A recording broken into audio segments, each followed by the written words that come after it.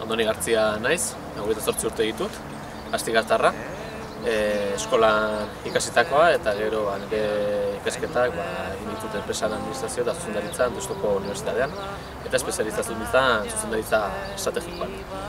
Karrera bukatuta 2 urtetan finantza auditoretzan ibili naiz lanean, enpresen auditoretza aurrera ematen eta 2011ko maiatzetik Astigarrako alkate naiz eta orain alkate gaia Euskal Herriko alkate gaia horrengo eskoletarako. Nire ibilbide politikoa, 2011ko maiatzean hasi zen. Garai zail batzuen ondoren, hautagai batzuk aukeratu behar ziren Ezkertiar eta Sozialistaren zerrenda osatzeko eta nire burua aurkeztu nuen konpromiso hori uste nolako beharrezkoa hartzea momentu. Laburretan ibili naiz alkate moduan, lantalde txukun eta polit batekin eta uste dut erantzukizun bat badula laburte hauen egindakoa defenditzeko, ez?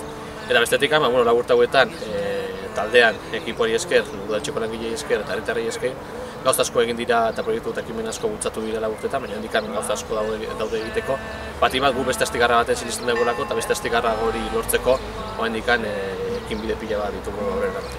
Pixka izango da, orain dela urte udaletxeren norantza aldatu genuen, irauli genuen, uste genurako norantza okerra zerabiltzara, guk bide hori jarraituko dugu eta gu uste dugu beste Astigarra bat behar dugula. Astigarra guztiok lekoa izango dugun Astigarra baten sinisten dugulako, Astigarra parte hartzaileago bat, Astigarra parekideago bat, justuagoa eta solidariago bat engatik, ez? Eta hori uste dugu, ekimen pila bat ditugu egiteko eta hori izango da gure lan.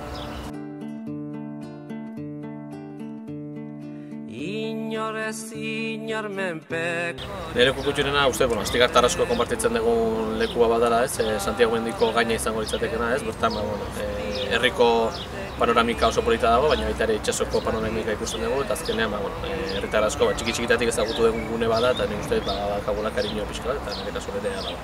Herriko kale edo auzo bat aukeratzeko garaia, nik uste Goikoiturriko inguru horiek aukeratuko ditula.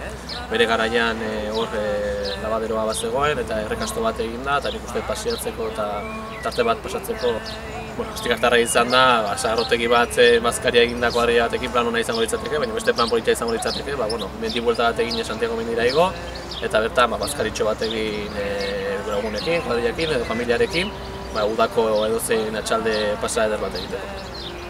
Ni naiz egia esan nola pertsonalismoen oso gogoko edo nik uste Astigartar asko egon direla historian zehar gauza asko egin dituztenak Astigarra gara ere, nik hori epatuko dituzke egunero bere horietik jeiki eta bere bizitza aurrera ematen duten Astigartar emakume eta gizon guztia.